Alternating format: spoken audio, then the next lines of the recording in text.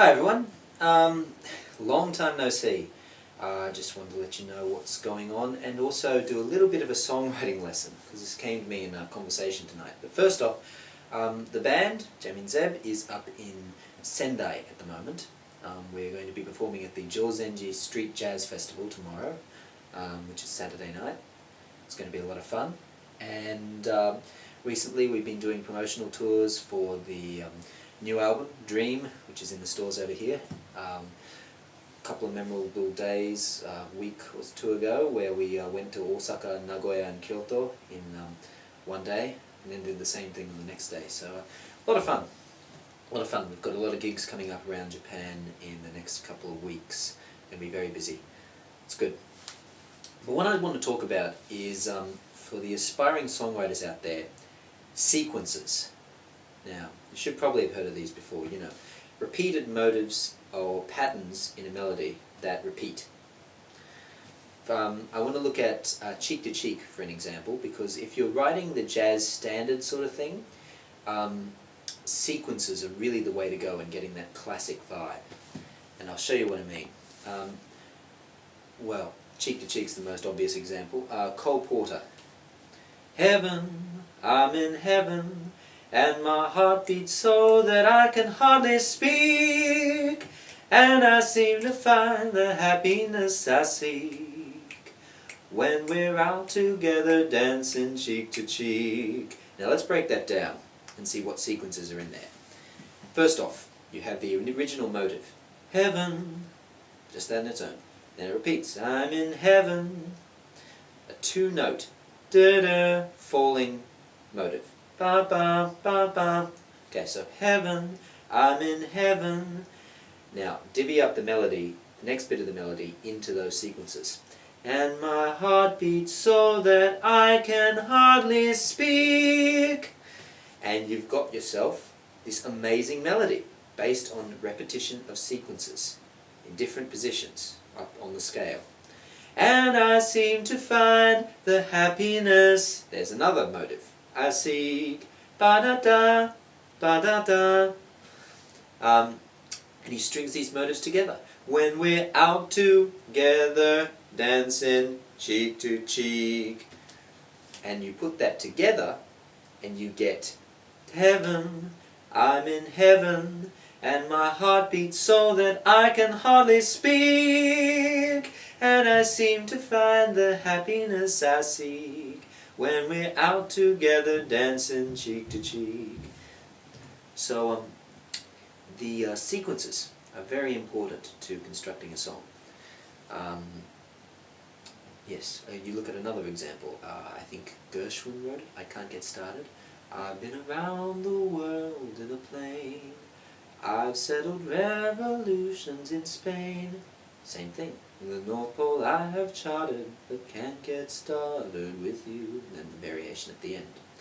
Sequences are a great way to make your melody catchy, but at the same time keep that originality in there. You come up with a good idea, and then you repeat it in a different key.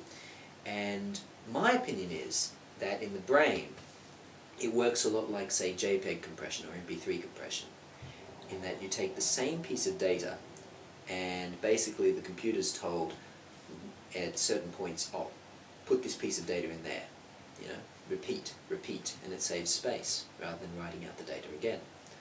So I think that's how it works. I don't know.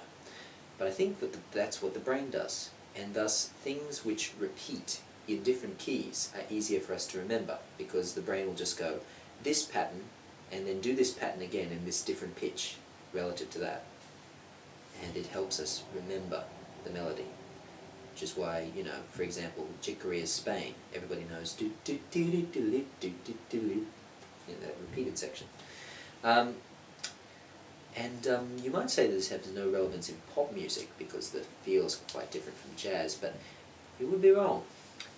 I can't remember the words, but if I should die before I wake, I pray my birth, my soul to take the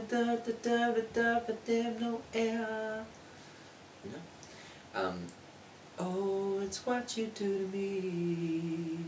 Oh, it's what you do to me.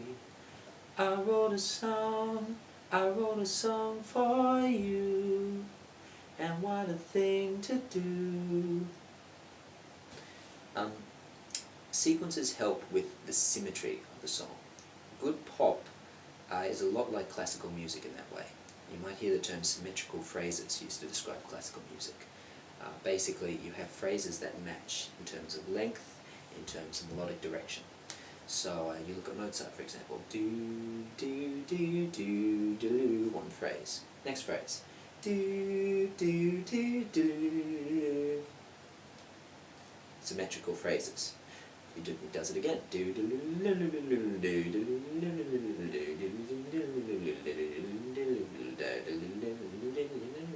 Etc., etc. But he uses those sequences. In fact, there are a lot of sequences, and that would be opening right there. So look at sequences. They help give your melodies structure, because a lot of people can kind of get lost with their melodies if they're not careful. And that's what separates the catchy, memorable songs from the ones that don't seem to go anywhere. Approach the song like you might approach a painting. Figure out what modes you're going to use, how you're going to construct it. Come up with an idea and think, how can I, vary upon this, explore this idea to create interest and to reinforce the lyric. A great example of reinforcing a lyric would be Neo's Because of You, the verse. It starts off, you've got like this electric piano or piano chord in the right hand, B flat, over an A flat bass. And the melody is in triplets over like a straight 8 beat, basically. It's 4/4. So you've got this cross rhythm happening, which in a shifted key, so it's like off the bass, it's off the tonic, and in like a mode, an uncertain mode.